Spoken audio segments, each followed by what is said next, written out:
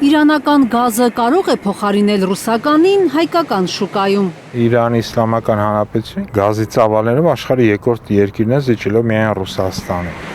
Իրանը գազի հսկայական պաշարներ ունի, բայց էներգետիկ փորձագետը վստահ չէ, որ Իրանից հնարավոր է գազ գնել այն գնով, ինչ Ռուսաստանից։ 1000 խորանարդ մետրը $170։ Այլընտրանք միևնույն է, այդ գնին չկա, իսկ դուք եթե ասված չան $240 դառը,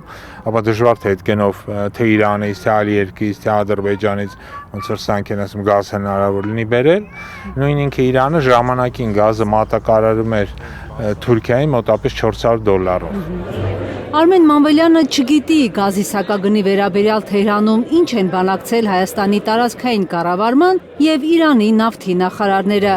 բայց ըստ նրա, եթե արդեն օրակարգ է մտել իրանական գազի մատակարարումը ավելացնելու հարցը, նշանակում է Փաշինյանի կառավարությունը հասկացել է ռուսական գազի հնարավոր թանկացումը կոլապսի է ենթարկելու Հայաստանի տնտեսությունը և ուրեմն գազի ներկրման այլընտրանքային ուղիներ պետք է փնտրել։ Տեխնիկապես մենք այդ գազը կարանք ներմուծենք, որտեվ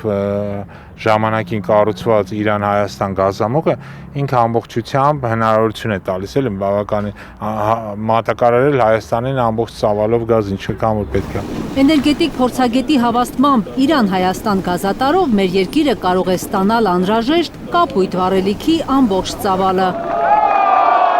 Հայաստանը տարեկան օգտագործում է 2 միլիարդ խորանարդ մետր գազ, իսկ 2007-ին բացված գազատարով 2 միլիարդ 300 միլիոն խորանարդ մետր վառելիք կարող է մտնել Հայաստան։ 140 կիլոմետրանոց խողովակաշարը հիմա ընդամենը 20%-ով է գործարկվում։ 80%-ը դատարկ է։ Փորձագետները նկատում են երկրորդ նախագահ Ռոբերտ Քոչարյանի կառավարման շրջանում Ռուսաստանի հետ հարաբերությունները ռազմավարական բարձր մակարդակի վրա են, իսկ Միացյալ Նահանգներ Իրան հարաբերությունները ինչպես միշտ թշնամական, բայց իշխանությունը կարողացավ և Մոսկվայի և Վաշինգտոնի ցանկություններին հակառակ կառուցել իրանական գազատարը, առաջ մղելով Հայաստանի կենսական շահերը։ Ռացիոնալիզմի մեջ հաղթել է շատ տրամաբանական այն գիծը,